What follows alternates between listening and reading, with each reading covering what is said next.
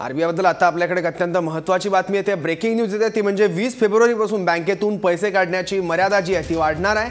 20 फेब्रुवारीपासून सेव्हिंग खात्यातून आठवड्याला 50,000 रुपये आता काढता येणार आहे। आपण बघितलं होतं नोटबंदीच्या निर्णयानंतर पैसे काढण्यासाठी काही मर्यादा घालून देण्यात आल्या होत्या आणि 13 मार्चपासून विड्रॉल संदर्भातली सर्व बंधनं सुद्धा काढून टाकण्यात येणार आहे। अत्यंत महत्त्वाची बातमी आहे, यावेळची ब्रेकिंग न्यूज आहे, ती म्हणजे 20 फेब्रुवारीपासून बँकेतून पैसे काढण्याची मर्यादा ही वाढवणार आहे। आता रिझर्व्ह बँक ऑफ इंडियाचे गव्हर्नर उर्जित पटेल यांची पत्रकार परिषद सुरू आहे, जाऊयात थेट या पत्रकार परिषदेत। On the real interest rate, I think you mean the natural rate of interest. Yeah, so that doesn't change every time we meet, right? So we set out our range 1.25 to 1.75 and stays there. And if you make your calculations taking any risk-free rate and the forward inflation rate, you will come into that range. Doordarshan? Sir, in total, the new notes, how many of new notes of 2,500 have been circulated? And we're still seeing the effect of demonetization is there. So how long for a common man to, to end the suffering? March 13th. Yeah. The notes in circulation as of 27th January 2017, it had been 9.92 lakh crores of rupees, comprising of all the denominations, including the 2000s and 500s.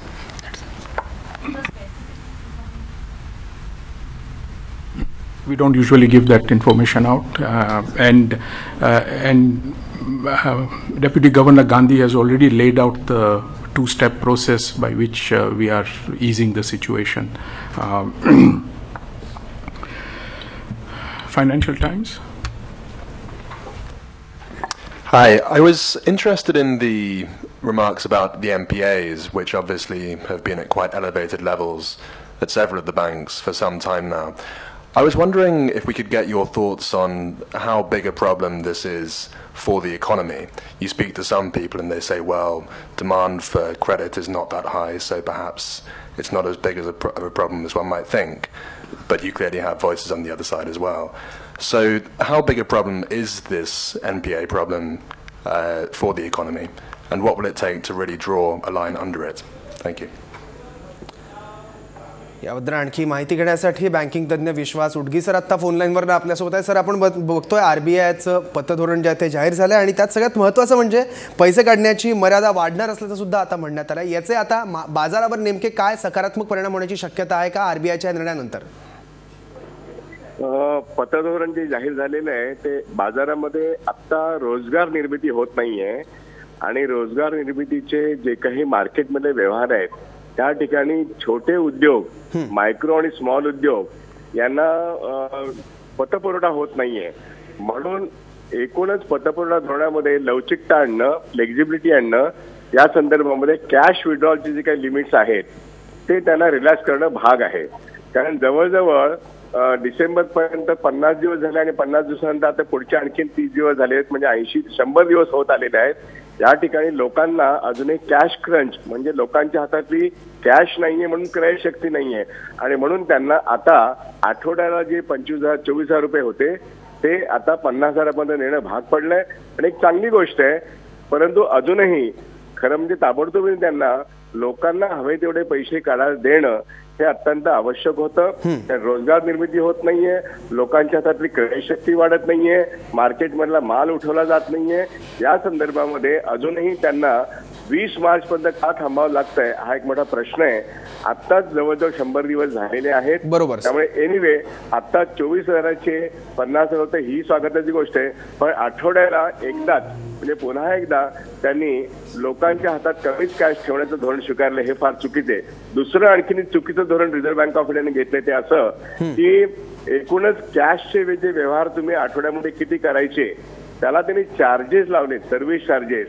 सर्वसामान्य म्हणजे हा प्रश्न reserve bank of India आणि banking व्यवस्थेतल्या सर्वच बँका हे अशा पद्धतीने इव्हन दैनंदिन बँकांचे व्यवहार करणाऱ्या ज्या गोष्टी आहेत त्या ठिकाणी सर्व्हिस चार्ज त्यांनी लागू केलाय। याला अर्थातच बँक कर्मचारी संघटनांचा आणि तमाम जनतेचा पूर्णपणे विरोध असणं आवश्यक आहे।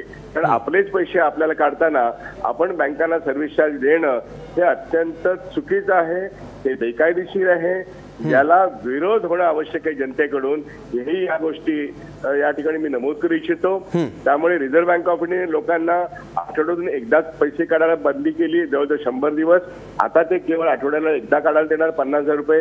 हे ठीक आहे, पण हे ताबडतोबीने सर्वच पैसे का देत नाहीत याविषयी सर्वच ठेवीदारांनी, सर्व जनतेने रिझर्व्ह बँक ऑफ इंडियाच्या या धोरणाला विरोध करणं आवश्यक आहे. पण त्याचबरोबर बँकांनी जे सर्व्हिस चार्ज लावण्याचा जो निर्णय घेतलाय त्यालाही कडाडून विरोध करणं आवश्यक आहे. आपलेच पैसे विड्रॉ करायला आपल्याला पुन्हा एक पेनल्टी भरायला लागणं हे अत्यंत नामुष्कीचं आहे, हे चुकीचं आहे, हे बेकायदेशीर आहे.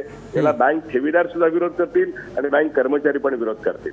अगदी खरं आहे सर. बँकाच्या सर्व्हिस टॅक्स लावतायत त्याला जनतेने आणि कर्मचाऱ्यांनी सुद्धा विरोध करावा आणि ते करतील असं तुम्हाला वाटतं. पण सर माझा आणखी एक प्रश्न होता, तो म्हणजे व्याज दर जे आहेत त्यात सुद्धा आरबीआयने कुठला बदल केला नाहीये आणि रेपो रेट जो आहे तो 6.25% कायम ठेवण्यात आला. या निर्णयाकडे तुम्ही कसं बघता? याचं कारण आता मार्केटमध्ये संपूर्णपणे मंदीचं एक संपूर्ण वातावरण आहे आणि नोटाबंदीमुळे जवळजवळ वर्षभर हे मंदीचं वातावरण राहील.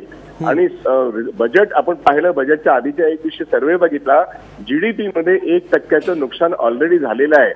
अशा या परिस्थितीमध्ये रेपो रेट बदलून किंवा रिव्हर्स रेपो रेट बदलून त्यांना काही साध्य करायचं नाहीये. त्यांना आता मार्केटमध्ये पैसे टाकायला पाहिजेत, लिक्विडिटी भरपूर झालेली आहे. पैसे टाकणं म्हणजे व्याजदर कमी करणं, तो व्याजदर कमी करून झालेला आहे आणि व्याजदर कमी करून सुद्धा बँका कर्ज देत नाहीयेत. आता कर्ज बँकांनी कर्ज द्यावं याकरता रिझर्व्ह बँक ऑफ इंडिया आणि बँकांमध्ये लोकांनी मोर्चे काढणं एवढं फक्त शिल्लक राहिलेलं आहे. त्यामुळे बँकांमध्ये लिक्विडिटी आलेली असताना त्यांना रेपो रेट आणि रिव्हर्स रेपो रेट मध्ये बदल न करणं हे शहाणपणाचं आहे. आता कर्जावरचं व्याज हे कमी करून सुद्धा लोक कर्ज घ्यायला येत नाहीत, असं एक चित्र भारत सरकार रंगवत आहेत. म्हणून लोकांनीच आता आम्हाला कर्ज द्या याकरता शेतकऱ्यांनी आम्हाला कर्ज द्या, कमी व्याजदराने कर्ज द्या, उद्योगांना पण कर्ज द्या याकरता जनतेने मोर्चे काढणं एवढं शिल्लक आहे आणि ते लोक करणार आहेत. अगदी खरं आहे सर. थँक्यू, तुम्ही इतकी सगळी महत्त्वाची माहिती महाराष्ट्रच्या प्रेक्षकांना या माध्यमातून दिली त्याबद्दल. नंतर कॅश विड्रॉल बद्दल आरबीआयची नेमकी काय प्रतिक्रिया आली, त्यांनी काय माहिती दिली आहे ती आपण पाहूया.